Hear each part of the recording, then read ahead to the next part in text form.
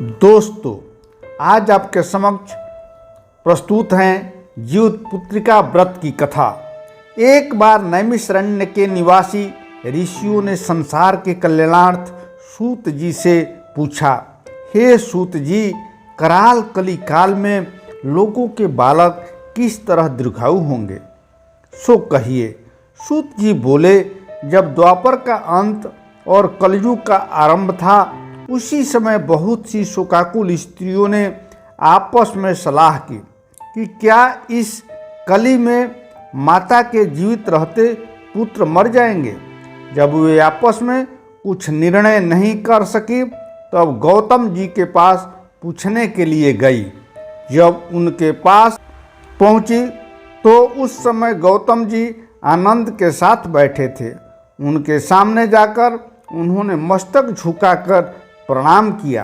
तदनंतर स्त्रियों ने पूछा, हे प्रभु, इस कलियुग में लोगों के पुत्र किस तरह जीवित रहेंगे, इसके लिए कोई व्रत या तप हो तो कृपा करके बताइए।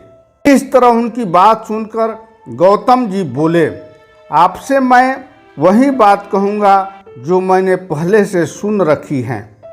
गौतम जी ने कहा, जब महाभारत युद्ध का अंत हो चुका था और द्रोणपुत्र अश्वत्थामा के द्वारा अपने बेटों को मरा देखकर सब पांडव बड़े दुखी हुए, तो पुत्र के शोक से व्याकुल होकर द्रौपदी अपनी सखियों के साथ ब्राह्मण श्रेष्ठ धौम्य के पास गई। उसने धौम्य से कहा, हे विपेंद्र, कौन सा उपाय करने से बच्चे दीर्घायु हो सकते हैं, कृपा करके ठीक ठीक कहिए। धौम्य जी बोले, सतयुग में सत्य वचन बोलने वाला, सत्याचरण करने वाला, समदर्शी जीमुत वाहन नामक एक राजा था। एक बार वह अपनी स्त्री के साथ अपनी ससुराल गया और वहीं रहने लगा। एक दिन आधी रात के समय पुत्र के शोक से व्याकुल कोई स्त्री रोने लगी, क्योंकि वह अपने बेटे के दर्शन से निराश हो चुकी थी। उसका पुत्र मर चुका था। वह रोती हुई कहती थी, हाय, मुझ बूढ़ी माता के सामने मेरा बेटा मरा जा रहा है। उसका रुदन सुनकर राजा जीमुत वाहन का तो मानो हृदय विदीर्ण हो गया। वह तत्काल उस स्त्री के पास गया और उससे पूछा, तुम्हारा बेटा कैसे मरा है। बूढ़ी ने कहा, गरुड़ प्रतिदिन आकर गांव के लड़के को खा जाता है। इस पर दयालु राजा ने कहा, माता, अब तुम चिंता मत करो, रो मत, आनंद से बैठो, मैं तुम्हारे बच्चे को बचाने का यत्न करूंगा। ऐसा कहकर राजा उस स्थान पर गया जहां गरुड़ आकर प्रतिदिन मांस खाया करता था। उसी समय गरुड़ भी उस पर टूट पड़ा और राजा के शरीर का मांस खाने लगा। जब अतिशय तेजस्वी गरुड़ ने राजा का बायां अंग खा लिया, तो राजा ने अपना दाहिना अंग फेरकर गरुड़ के सामने कर दिया। यह देखकर गरुड़ जी ने कहा, देव योनियों में तुम कौन हो, तुम मनुष्य तो हो नहीं सकते। अच्छा, अपना जन्म और कुल बताओ। पीड़ा से व्याकुल मन वाले राजा ने कहा, हे पक्षीराज, इस तरह के प्रश्न करना व्यर्थ है। तुम अपनी इच्छा भर मेरा मांस खाओ। यह सुनकर गरुड़ रुक गए और बड़े आदर से राजा के जन्म और कुल की बात पूछने लगे। राजा ने कहा, मेरी माता का नाम है शैव्या और पिता का नाम शालिवाहन है। सूर्य वंश में मेरा जन्म हुआ है और जीमुत वाहन मेरा नाम है। राजा की दयालुता देखकर गरुड़ ने कहा, हे महाभाग, तुम्हारे मन में जो अभिलाषा हो वह वर मांगो। राजा ने कहा, हे पक्षीराज, यदि आप मुझे वर दे रहे हैं तो वर दीजिए कि आपने अब तक जिन प्राणियों को खाया है वे सब जीवित हो जाए। हे स्वामिन, अब से यहाँ बालकों को न खाए और कोई ऐसा उपाय करे कि जो भी मर गए हैं वे जिंदा हो जाए। वे लोग बहुत दिनों तक जीवित रहे।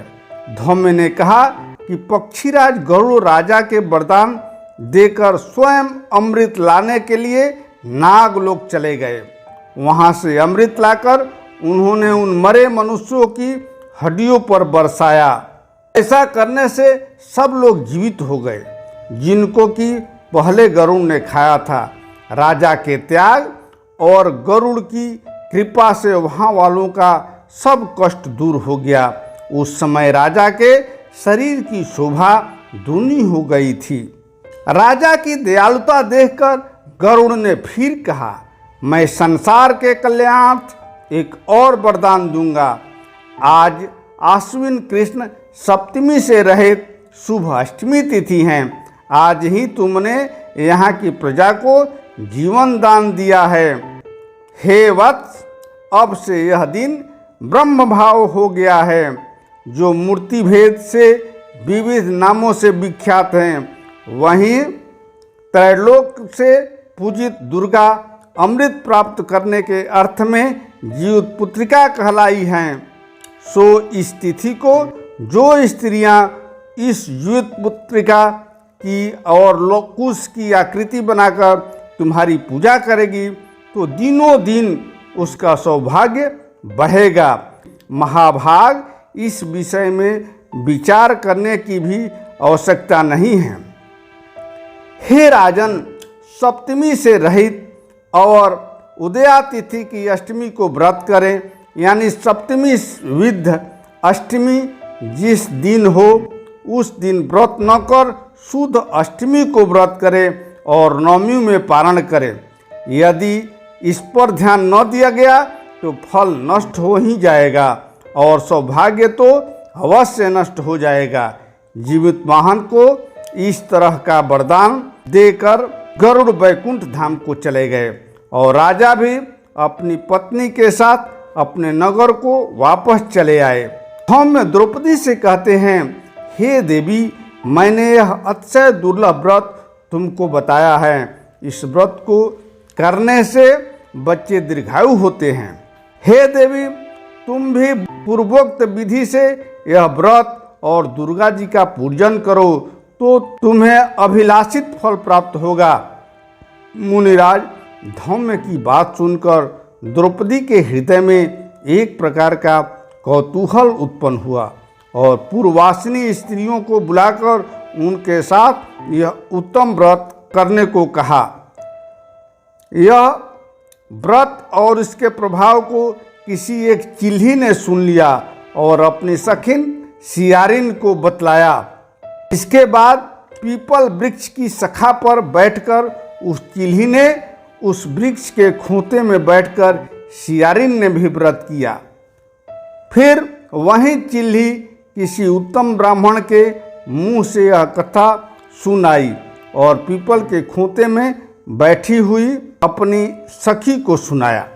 सियारिन ने आधी कथा सुनी थी कि उसे भूख लग गई और वह उसी समय 100 से भरे हुए श्मशान में पहुंची।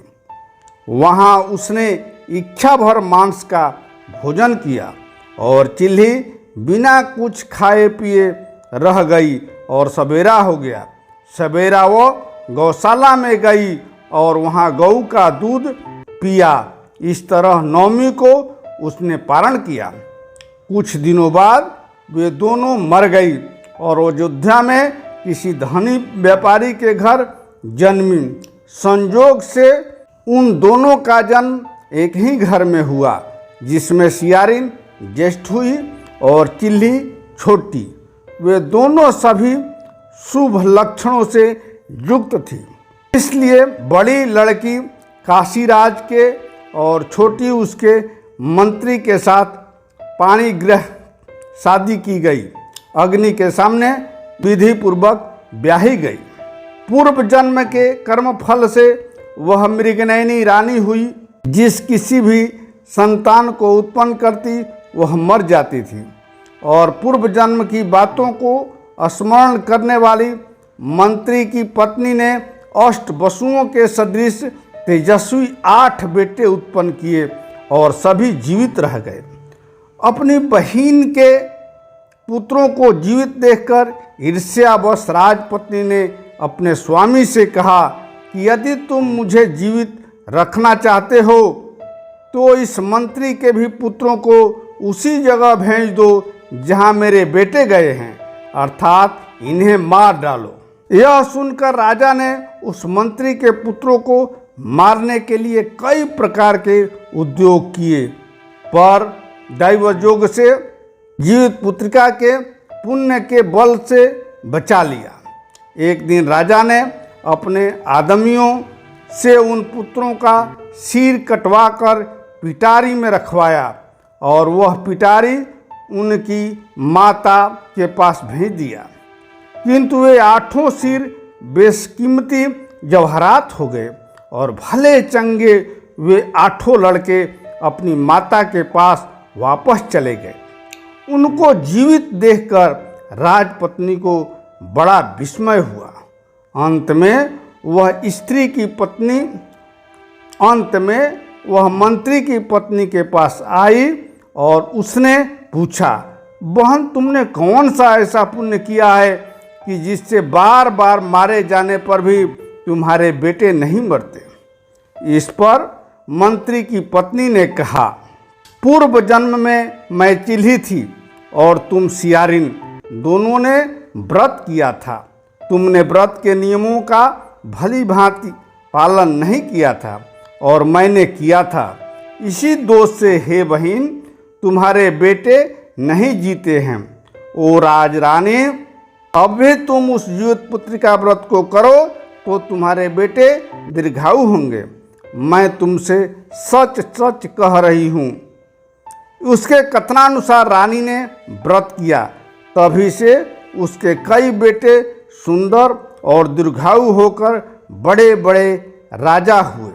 सूत जी कहते हैं कि सब प्रकार का आनंद देने वाला मैंने यह दिव्य व्रत बतलाया।